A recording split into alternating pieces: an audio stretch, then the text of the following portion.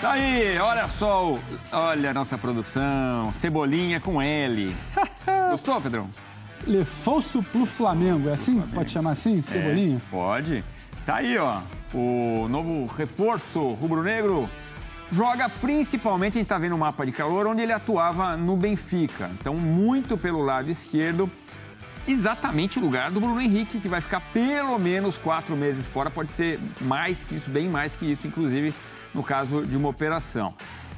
Nessa temporada, então, nessa última, foram 47 jogos, 33 como titular, 7 gols, 7 assistências, 202 minutos para ter uma participação em gol do Benfica. E aí eu te pergunto, Pedrão, é uma grande contratação para o futebol brasileiro? É uma contratação muito boa, Edu. Se você analisa num cenário maior, que ele vem da Europa, do futebol mundial, Cebolinha não é um grande nome do futebol mundial, não conseguiu se provar um grande nome do futebol mundial. Aí se adequa para a expectativa, para a realidade que você traz do futebol brasileiro.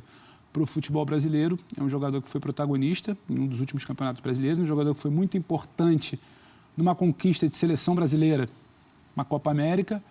É um jogador que demonstrou, entre os envolvidos na negociação, que tinha essa vontade de voltar a jogar no Brasil. Acho que aqui pode ser um território para a recuperação de um protagonismo que ele não teve no Benfica. A gente fez ali uma temporada com 7 gols e 7 assistências, 14 participações diretas. O preço que ele foi levado para lá não era exatamente, talvez tinha que ser um pouco mais. Somando com a temporada anterior, foram 15 gols, né? Sim, mas aí você pega... Não é uma atuação pífia. Não é pífia. Não é aquele projeto do Benfica que você compra por um preço abaixo no mercado sul-americano, projeta o jogador e faz uma venda maior para o mercado europeu, então ele faz um caminho inverso. Agora a gente tem que analisar a situação do Flamengo. Já seria uma contratação muito importante para começar a trocar, para começar a revezar, para começar a conseguir girar essa ala esquerda ali, que já tinha um Bruno Henrique antes da lesão grave agora, né? Na expectativa se vai passar por cirurgia ou não, podendo ficar até o ano que vem, quase até o meio do ano que vem sem atuar.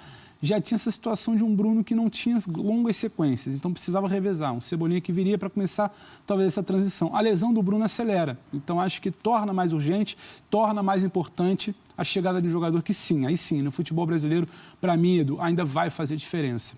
Um futebol, uma temporada cada vez mais apertada, um jogo de cada vez menos espaços, um Everton Cebolinha que, se não é brilhante, evolui do ponto de vista tático, não é um jogador apenas dependendo de campo para jogar, quando não tem campo consegue criar, consegue finalizar também, então acho que vai ser muito importante. Para um cenário de futebol brasileiro, bola dentro, se o Flamengo tem condição, tem motivo para aquela cena que a gente viu ali, uma torcida já em aeroporto, começando a se animar, tem razão dessa empolgação inicial. É isso, temos ali na posição o Lázaro, o Vitinho, né? Até a informação do nosso Fábio Sormani de que neste momento o Dorival Júnior pense em usar o Vitinho. E é importante até porque o Everton Cebolinha só estará à disposição quando a janela se abrir no meio de julho. Não é oficial ainda, mas é questão de horas, né? Ontem a gente até trouxe essa informação durante o Esporte Center da tarde, que o anúncio estava previsto para hoje, Edu. Só que aí entra uma outra situação. Quem pilota esse anúncio, quem comanda esse anúncio não é o Flamengo. É o Benfica, então cumpre a gente aqui informar. O Benfica é uma SAD, né? Aqui temos a SAF, lá temos a SAD, que é uma sociedade anônima desportiva, que é como chamam os clubes e empresas. Tem acionistas.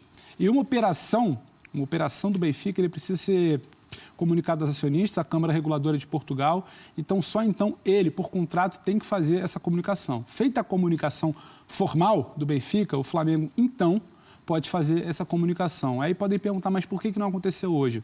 Porque o Benfica deu sua assinatura da negociação, o Everton Cebolinha deu sua assinatura da negociação, falta a assinatura do presidente Rodolfo Landim, fora do Rio de Janeiro hoje com a família, descansando, volta ao Rio de Janeiro amanhã, dá essa assinatura, o contrato volta para Portugal, a negociação selada, o Benfica faz essa comunicação, até anotei para a gente não perder, a Comissão de Mercado de Valores Mobiliários, a CMVM de Portugal, faz essa comunicação à comissão, faz a comunicação aos acionistas.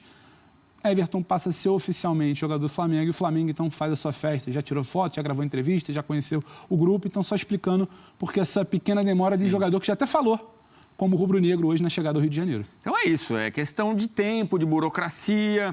Agora, chega o Cebolinha com essas imagens festivas no aeroporto. Não são por acaso, Edu. Dá uma virada no clima, é isso que eu queria saber. O Dorival já chegou. O fantasma Paulo Souza, que estava muito criticado pela torcida, não está mais, né? O fantasma Jorge Jesus, que poderia estar ali amedrontando também, já está empregado na Turquia. Virou a chave, é outro clima no Flamengo já? Aí quem eram... Ou depende muito do jogo com o Galo? Aí quem eram os outros perseguidos pela torcida? O vice-presidente de futebol, Marcos Braz, o diretor, Tava lá no aeroporto. E é isso que eu queria chamar a atenção, Edu. Nas imagens que a gente vê aí novamente, Marcos Braz e Bruno Spindel selam a contratação, toda a conversa, todo o acordo com o Everton Cebolinha e seu agente aqui em São Paulo e se deslocam para o Rio. Toda a negociação, toda a comunicação poderia ter sido feita aqui. Mas essa saída ao Rio, essa chegada com câmera, essa chegada com torcidas, a comunicação informal de que vai haver esse desembarque, ela tem um propósito. Porque é uma dupla de dirigentes que pilota o futebol e estava sumida nas últimas semanas, com pressão, não dava entrevista, não passava em zona mista de Maracanã. Então, quando tem uma grande notícia, isso explica a aceleração da negociação com o Everton Cebolinha, porque do ponto de vista tático, o Flamengo precisa de um volante, vai perder o Andrés, o Flamengo precisa de um lateral, prestes a perder o Isla, o Flamengo precisa reforçar a sua linha defensiva, só que a contratação que mexe com o aeroporto, com o torcedor no momento de instabilidade, é de um Everton Cebolinha, de um cara que faz gol, decide, vem da Europa e tem esse peso. E é uma contratação também que serve um pouco como escudo e como Marcos Braz e Bruno Spindel assinando, sendo os pais dessa contratação. Eles não aparecem por acaso nesse cenário de empolgação, de aeroporto. Tentam também começar a limpar uma barra ali que, além de Paulo Souza, além de sombra de Jorge Jesus, além de time que não respondia, tinha também uma perseguição à diretoria. Então, todo esse cenário criado hoje, não é um criado pejorativo, mas é um cenário que a gente sabe que é criado informalmente entre comunicações, tem a ver também com um pouco de voltar a lembrar aquele tempo que a dupla de dirigentes contratava, que o Flamengo era feliz, que os reforços chegavam, tenta dialogar com esse início até positivo do Dorival. O Flamengo tentando, sim, virar essa chave, mas é para a gente tentar entender essas imagens que a gente vê aqui. Tentativa de realmente inverter o clima, mudar e olhar a parte de cima do Campeonato Brasileiro, depende demais desse jogo contra o Atlético. Aliás, vamos ver todos os jogos da rodada 13 do Brasileirão. Tivemos 2 partidas neste sábado. O que mais vem por aí? Domingo à tarde... tem esse super jogo, Atlético Mineiro e Flamengo. Daqui a pouquinho falaremos do Galo. Tem Corinthians e Goiás no mesmo horário. Olha, o clássico paranaense, Coritiba e Atlético. Também às 4, às 6 temos Internacional e Botafogo. Fortaleza e América. Atlético Goianiense e Juventude. Um pouquinho mais tarde, Fluminense e Avaí. E na segunda-feira a rodada será fechada com esse baita clássico também, São Paulo e Palmeiras. Olhamos o adversário do Flamengo,